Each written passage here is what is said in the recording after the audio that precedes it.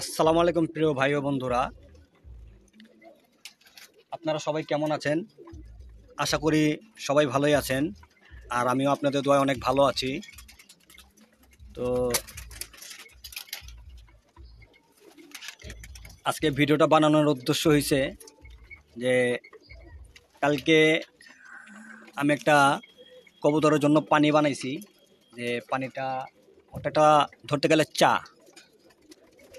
কবুতরের জন্য আমি চা রান্না করছিলাম, যে কবুতরের ঠান্ডার জন্য।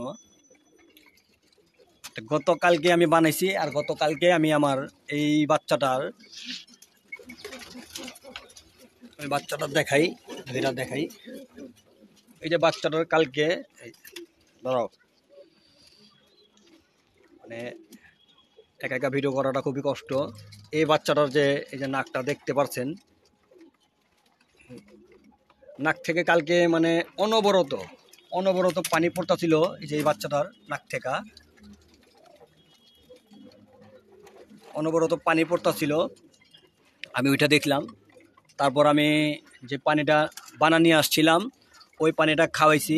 খাওয়ানোর পর দেখি যে আজকে ওইটা দেখি যে বাচ্চার যে কালকে একটা মানে নাক থেকে যে পানি পড়াটা, মানে একদম আঠালো আঠালো পানি পড়তেছিল, নাক টাক একদম ভইরা অনেক বিশ্রী অবস্থা ছিল।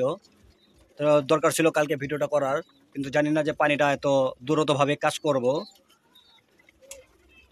তো পানিটা বানায়া হয়তো আমি উপকার পাইছি, যে আমার কবুতরটা সুস্থ হয়েছে। ঠান্ডার যে সমস্যাটা ছিল, ওই ওই সমস্যাটা এখন নাই, আছে মানে একদম মোটামুটি, নাই বলতে হয়, একদম মোটামুটি। এটা বাচ্চাটা, আর কালকে বাচ্চাটা একদম ঝিমায়া ছিল, ঝিম খায়া বসে ছিল এক কোনায়।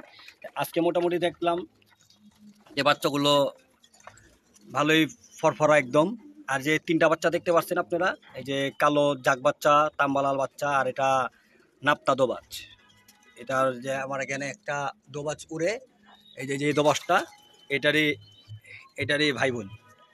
তো এই কবুতর তিনটা আমাকে গিফট করছে আমার এক বড় ভাই।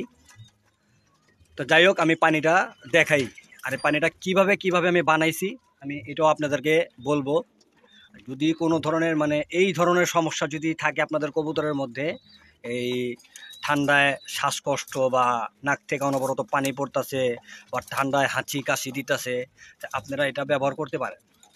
যেহেতু আমার এখানে কবুতর সুস্থ হয়েছে, আপনাদেরটাও হইব ইনশাল্লাহ। আমি দেখাই পানিটা।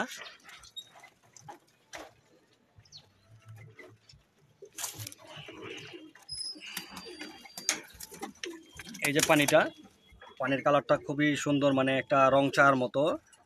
এটাতে আমি মানে যা যা ব্যবহার করছি আমি এটা বলতেছি আপনাদেরকে, পানি কতটুকু নিছি আর কি ব্যবহার করলাম আমি এটা আপনাদেরকে বলতেছি। এই পানিটা বানানোর জন্য আমি এই পানিটা আমি নিজেও খাইছি। কালকে আমারও একটু ঠান্ডার সমস্যা ছিল, তো ওই 1 কাপ আমিও খাইছি, খুব ভালো লাগলো।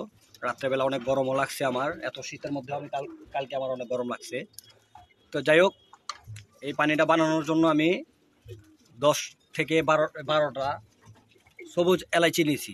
সবুজ এলাচ 12টা, আপনারা চাইলে 10টাও নিতে পারেন। তার মধ্যে 1 আঙ্গুল পরিমাণ 4 থেকে 6 পিস করে নিয়েছিলাম আদা। তারপর এই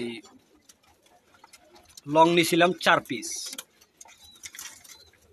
এলাচি, লং আর আদা, এই 3টা জিনিস আমি নিলাম। এটার মধ্যে আমি 2টা ডাল চিরতা, যেটা ইন্ডিয়ানটা, ওটা অনেকই ভালো। চিরতা নিছি 2 থেকে 3টা ডাল নিছি আমি, মোটা দেখা, ওটাই আমি ওই পানিতে দিলাম। আর পানি নিয়েছিলাম আমি 1.5 লিটার। ওইটারে জাল দিতে জাল দেওয়ার পর আমি এখানে 600 ml পানি পাইছি। ওটারে জাল দিয়া পানিটারে শুকায় আমি 600 ml পানি করছি। এই বোতলটা পুরাটা ছিল, কালকে আমি সবগুলো খাওয়া দিছি। মানে আমি অর্ধেক খাওয়াইতে চাইছিলাম, কিন্তু একটু বেশি পড়ে গেছিল, তাই আজকে একটু কম আছে। যাই হোক, তো আজকে আমি এটাতে আবার পানিটা একটু কুসুম গরম করে নিমু। আর এই শীতের মধ্যে একটু পানিটা গরম করে খাওয়াইলে কবুতরের জন্য অনেক ভালো, ঠান্ডার সমস্যাটাও কম হয়। তো আপনারা চাইলে এই পানিটা ব্যবহার করে আপনারা দেখতে পারেন যে পানিটা কি কাজ করে। ঠিক আছে, আজকে মোটামুটি আমার যে কয়টাই কবুতর উড়ে 8-10টার মতো কবুতর উড়ে, এই বাচ্চাগুলো ওই যে বাচ্চাগুলো দেখছিলেন ছোট ছোট, এই বাচ্চাটা, তারপর আরেকটা বাচ্চা, এই বাচ্চাটা উড়ে, এই তিনোটা বাচ্চাই আমার উড়ে, অনেকে ভালো ফ্লাই করে। আর আমি সকালবেলায় উড়াই এদেরকে, সকালবেলা যখন সবার কবুতর উঠতে থাকে তখনই আমি এদেরকে ছেড়া উড়াই দিই। যাই হোক, আপনাদের যদি এমন কোনো সমস্যা হয়ে থাকে, এইসব ধরনের কোনো সমস্যা হয়ে থাকলে আপনারা এই পানিটা ব্যবহার করতে পারেন। আর আমি আবারও বলে দিই কী কী দিছি। 1.5 লিটার পানিতে 2 থেকে 3টা ডাল দিছিলাম চিরতার, আর 10 পিস দিলাম এলাচি, আর 1 আঙ্গুল পরিমাণ দিলাম আদা, আর লং দিছিলাম 4 পিস।